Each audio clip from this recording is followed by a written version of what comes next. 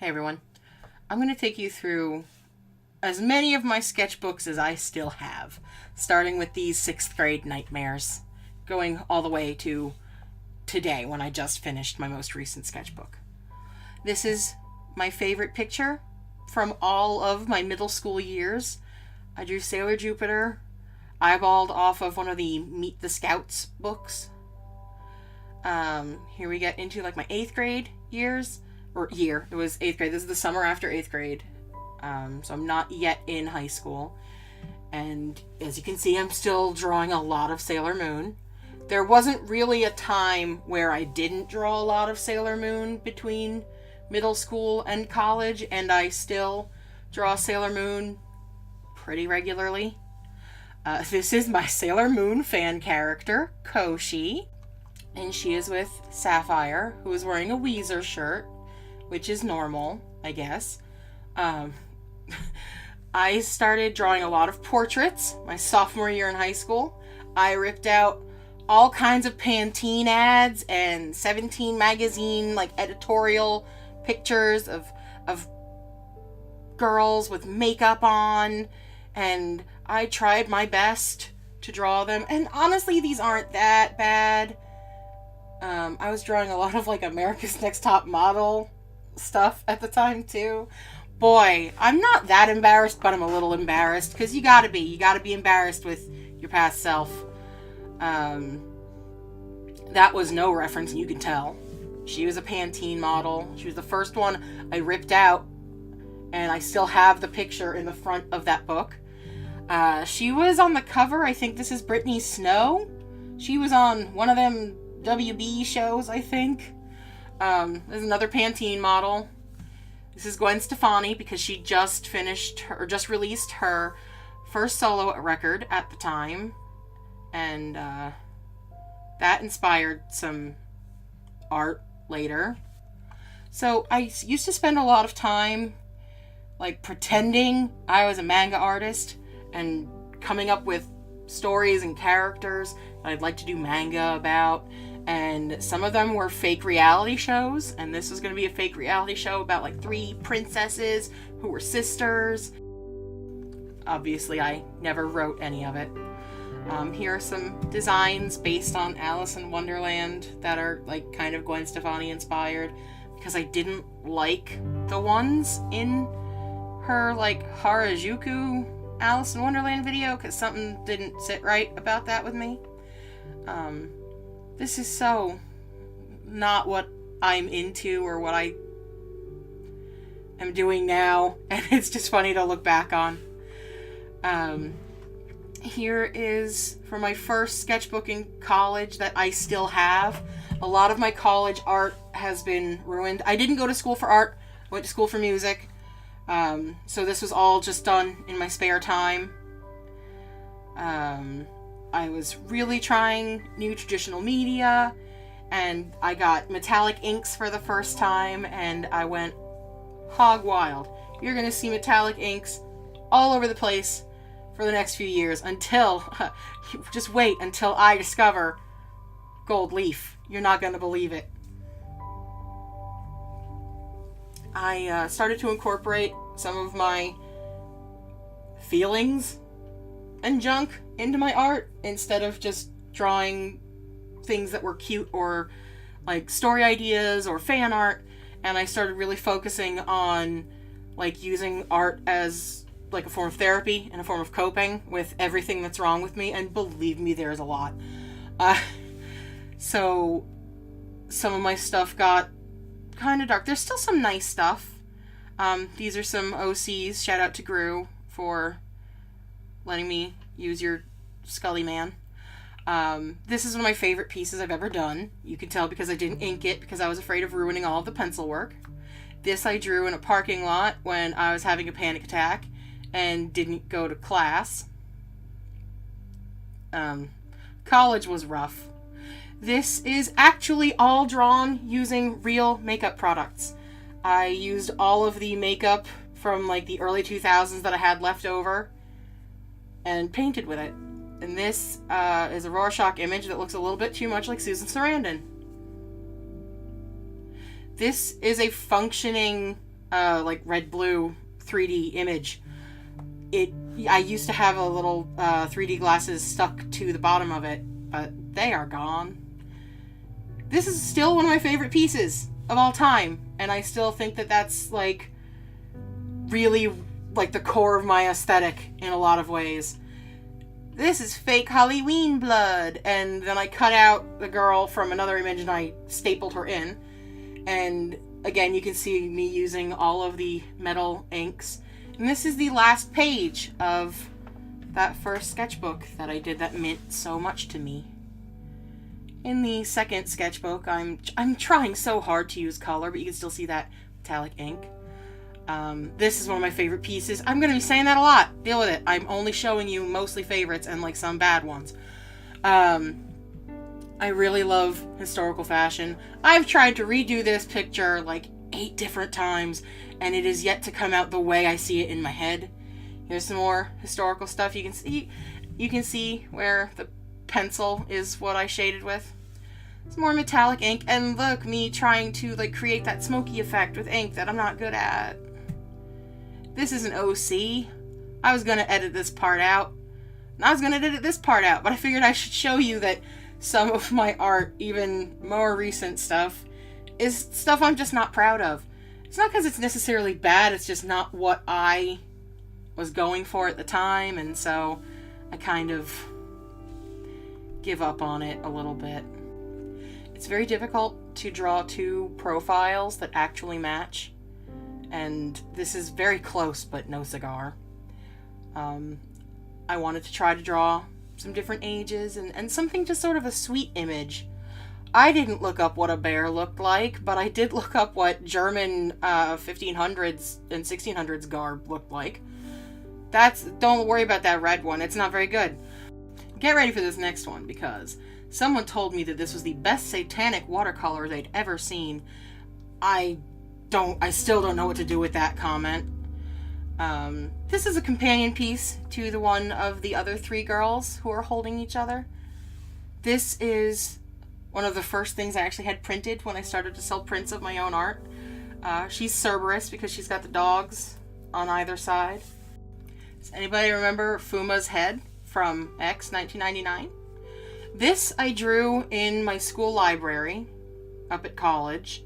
I actually have a bunch of pictures that I worked on mostly there, and then I got home and inked. This is one of those. It was a great, I had like a 6-hour block between classes, and I could just draw in the library in peace and quiet, and no one would bother me. These are all things that I drew at school.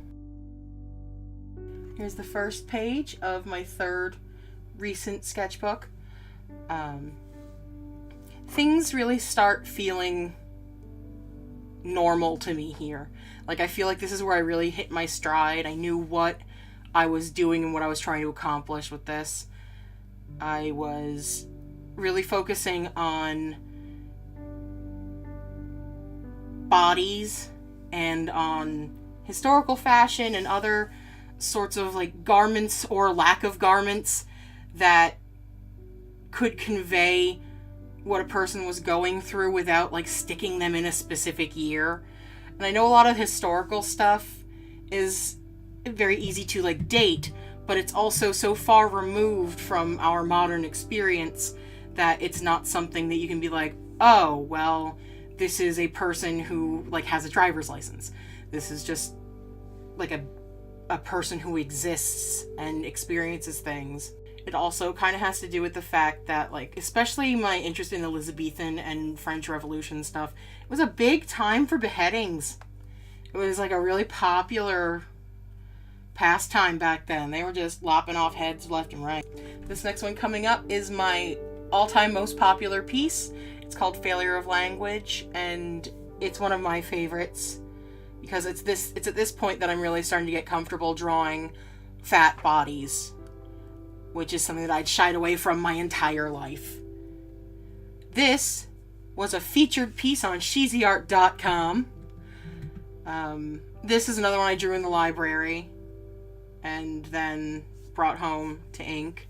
I believe this takes us to 2013, so this is a strange book coming up, this book number 4, because the beginning of it is all like 2013 and the end is 2016, because in 2013 I went through some serious trauma and was hospitalized, and I stopped drawing for almost a year and a half.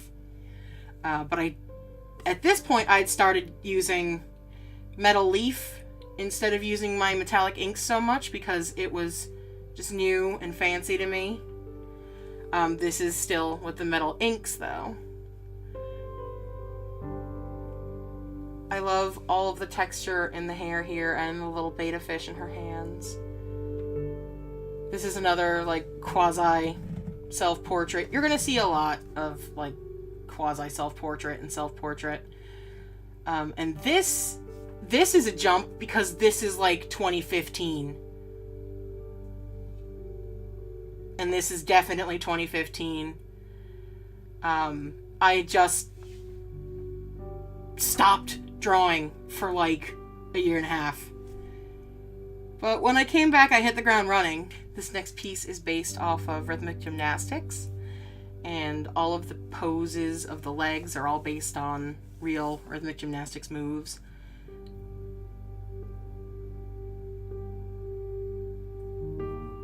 This is in here to show you that you don't really have to like everything you do, you just have to finish it.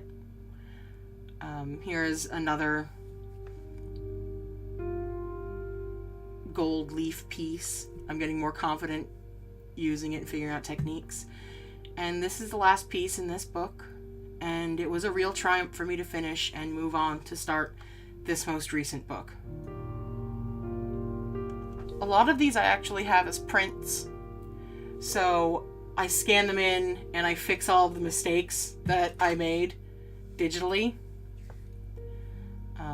These next few are prints. I ended up printing a bunch of this because I didn't draw so frequently that I had a lot of stuff I felt like throwing out. This is a much more accurate self-portrait with the nails all the way around my head. I have chronic intractable migraine. This next piece is one of my favorites of all time. I've really committed in the past year to depicting more fat bodies and more different bodies. I don't know if it's going to come through in this, but like I try to have some bodies with more muscles and some bodies with different shapes. Also, I kind of leaned in a little bit to some body horror, which I had not previously done. Oh, there she is. She's down at the bottom. She's hiding. These are all pieces that I did for Inktober. I've been trying to capture that feel of the nails and the neck for like years now, and I finally got it right.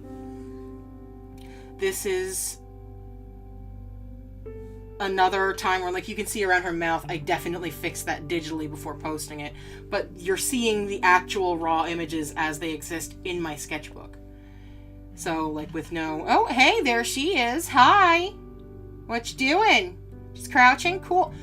So you can see a lot of the, like, little mistakes I've made that I fixed upon uploading. There's some more gold leaf. I like the kind of portrait size. This is a self-portrait, again. You can guess how I feel. I love that French Revolution look. And I wanted to really focus on drawing characters in an image looking like they're actually interacting. This is a surprisingly sweet piece that I don't hate. I usually don't like nice, gentle things. This is one of the nicest faces I've ever drawn, and I'm super proud of it. And I didn't ruin it, even though I used colors that I don't ever use. This, however, is trash. What I did here is ink wash the whole thing and then sponge it off in the middle to create that light part. And here, like, this is just what the gold leaf looks like when it catches the light in different ways. This one's a guy. I really like a lot of these pieces, but it's hard for me to talk about them because they're based on me dealing with some emotional junk. This piece is interesting when you see what I'm putting in here. I actually drew it with my eyes shut, cleaned it up, and then finished it. This is a bit of a weird one because I was trying to carry likeness. This is one of my favorite things I've ever done. I really love the strength in their faces. And this is a raw file. I haven't even scanned this one yet, but you can see all the little areas that I'm going to need to fix digitally. And this is the last one. I did this one today. It's me, and it's called Grown.